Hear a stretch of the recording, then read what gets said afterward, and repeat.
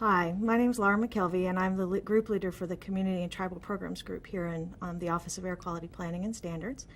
And up to this point in this training, y'all have gotten a lot of the technical and policy issues around developing state implementation plans.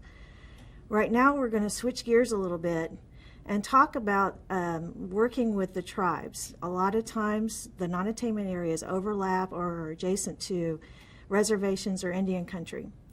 And so we want to talk a little bit about the roles and responsibilities of working with the tribes and the tribes' roles in developing the state implementation plans for these non-attainment areas. I want to start out by talking about some of the trust responsibility and the legal framework that the agency has to work through in working with the tribes. I want to start out by reminding people that the tribes are sovereign dependent nations. And what that means for the agency is that we have a trust responsibility when we take any actions that have implications for the tribes, that we have to make those actions taking into consideration the interests of the tribes. In addition, the agency has a tribal policy that requires that we support tribal self-governance. And the administrator, Lisa Jackson, reaffirmed that policy on July 23rd. In addition, there's an executive order that requires that we work with the tribes with a government-to-government relationship, which means that we have to recognize their sovereign status. In the 1990 Clean Air Act, the Section 301D was added to the Act that requires the APA to work with the tribes in a manner consistent with the states. It allows the tribes to take delegation of Clean Air Act authorities to implement their programs in Indian country. In 1998, the Tribal Authority Rule was promulgated to implement Section 301D. And I'm going to take a few minutes now to talk about, in particular, the Tribal Authority Rule. The Tribal Authority Rule recognizes generally that the states don't have jurisdiction in Indian country. What this means is that the tribes are the preferred implementing authority for any sources on their reservations. And where the tribes don't or can't take on that delegated authority, then EPA is responsible for developing the requirements for any sources on the reservations. EPA recognized in this Tribal Authority Rule that these tribes have limited resources and capacity, and so we allow the tribes to take on delegation of the Clean Air Act in a modular approach, which means that they only have to implement the parts of the program that are important for their reservations. Tribal Authority Rule also lays out where the tribes can be treated in the manner similar to states, which is basically all of the sections of the Clean Air Act, with the exception of 3 key areas. 1, the tribes don't need to meet the same regulatory deadlines and timeframes that the states have to meet. They're also not subject to the sanctions that are available to the EPA and the Clean Air Act, and they cannot take delegation of authority for criminal enforcement. So under the Tribal Authority Rule, some of the options that the tribes have in implementing the Clean Air Act is to be determined to be eligible to be treated in a manner similar to the states for any section of the Clean Air Act, but in particular for sections 505A, which means that the tribes can have the same level of consultation on state permits as they develop them. And in addition, they can take delegation for section 126, which means that the tribes would have the same ability to comment on the state implementation plans for the surrounding jurisdictions as well. And this is going to be important for the states to recognize that if the tribes have TAS delegation for these 2 sections of the Clean Air Act, that they're obligated to consult with them just like they would do their neighboring states. Now, I want to transition away from these special authorities that apply just to the tribes and remind the states that there are also requirements for all EPA rulemakings to go through notice and comment rulemaking and public notice. Now, the tribes can also comment and be coordinated with through this public comment process, just like any other citizen of the United States. And the reason that this is important is that we have to take comment on all of our actions as well. And SIP approvals are notice and comment rulemakings. So we have to make sure that the tribes have had access to commenting on the SIPs as we're taking our actions on approving them. And if we don't do that, then the tribes, just like any other citizen, has an opportunity to challenge us in the Court of Appeals if we don't go through the right observances of procedures that are required under the law. So in summary, there are specific requirements for the agency to work with the tribes and make sure they're involved in the actions that we take. There are also policies and guidance that require the input from the public. And as the bottom line is that we will have to consult with the tribes on all of our actions, including SIP approvals. What does this mean to the states?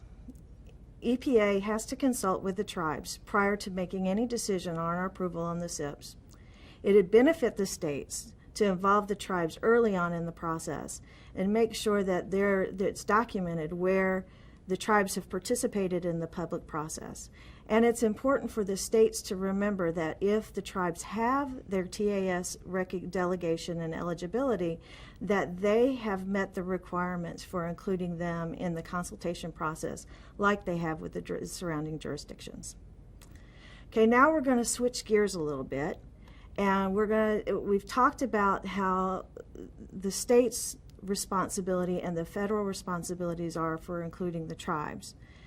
And what now I want to talk a little bit about is the tribes' responsibilities and the roles that they play in influencing the surrounding SIPs. Now, it's important to remember again that where there is sources on the reservations that are contributing to the non-attainment problem, that the tribes can develop their tribal implementation plans to address those sources, or EPA will be developing the requirements for those sources on the reservations. But for the most part, the non-attainment problems are caused by sources off the reservations. And so the states will have the jurisdiction and the responsibility to make sure that the SIPs are addressing any non-attainment situations that are occurring on the reservations. So in those instances, it's going to be important for the tribes to effectively participate in the SIP development process. So I want to spend some time talking about how the tribes can do that.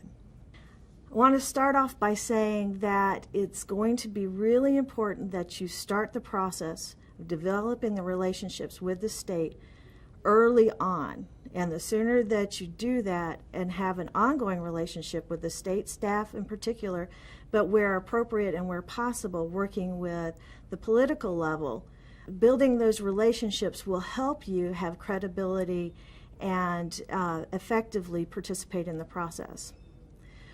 We recognize that the tribes often don't have unlimited resources and the capacity to do a lot of the technical development. So where it's possible, look for opportunities to leverage information and resources with other organizations like environmental groups, businesses, your other tribal organizations, surrounding tribes. Work together and leverage your information and resources to be effective when you're commenting and you're participating in the process. We'd encourage you to, if you need support, you need technical guidance, you need understandings about specific sources, call on the resources at EPA. Your regional offices have technical staff that are there to help you. You can call on us here at OEQPS and we can provide the support that you need. Okay, so in order to be effective when you're at the table and influencing the way that the SIPs get developed, it's going to be important for you to have credibility and be prepared. So when you come to the table, you're going to want to tell your story, what's going on your reservation. You want to talk about how air quality impacts your community as a whole. So it's going to be important for you to bring information to the table that the state's not aware of. Are there specific health issues that are pertinent for your tribe that the surrounding communities may not be impacted by? Are there economic conditions that your tribe is dealing with that need to be factored in when the control strategies are being developed? You can get information from a number of different sources, but bring also the information to the table that the states may not have access to, particularly information that's from your local health department, from the tribal health department, and other sources that the states may not have. It's important for you to be informed about the sources that impact you and the reservation. There is information on compliance, inspections, and enforcement actions that may have been taken on these sources. It's publicly available through the state or through EPA. And if you have this information and you're aware of it, it will help you to participate in the dialogue and to be able to express your concerns about those sources that are being addressed through the control strategies. As part of the story that you tell about your specific community and reservation, compare the health information that is pertinent to your tribe with what's going on in the state and at the national level. If you can show higher incidence, for instance, of mortality or cancer, asthma, low birth weight, other health issues that are pertinent to the SIP and pertinent to the decisions that get made that express what's going on your reservation, you'll have more credibility when you're talking to the states. You can also look at specific environmental information that is pertinent for your tribe. You can look at non-attainment status not only for the SIP that's being developed, but are there compounding information like other non-attainment areas? Are there toxics concerns? Are there water quality concerns? Are there specific traffic resources that you know of that the state is not going to be made available for? GIS is a valuable tool in representing your concerns and can be very helpful in bringing information to the states in a visual way that can help tell your story. Another set of information that will be helpful would be to bring demographic information that may not be available through the census that can help show disproportionality or disproportionate impacts for your reservations. If you have demographic information on vulnerable populations like the very young or the very old, housing age, the use of indoor heating with wood stoves, coal use, coke use, open cooking, and information about subsistence lifestyles can also be helpful in communicating vulnerabilities and the need for additional attention in the control strategies development. Another set of information that would be important to bring to the table would be economic conditions.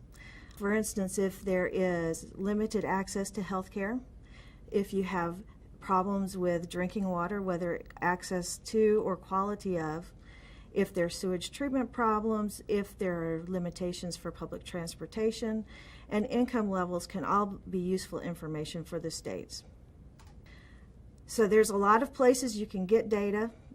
Some are public, some are available through the internet. You can get information on sources, air quality concentrations, all sorts of information from EPA, the states. The tribes have data of their own that you can bring to the table. The Indian Health Service can be helpful, and there's always the census information that's out there. You can also go to the county local health departments to get some information about your reservations where there is overlaps. Be prepared to be an active partner in working with the states in developing the control strategies for the SIPs. Bring your own information to the table, know what it means, but also know the limitations and make sure you're not trying to read more into the data than what it really says. So in summary, come to the table prepared to tell your story. You know what's going on your reservation and in your community, and be prepared to participate in the process to meet your needs. For environmental and other technical data, here are some other websites you might find useful.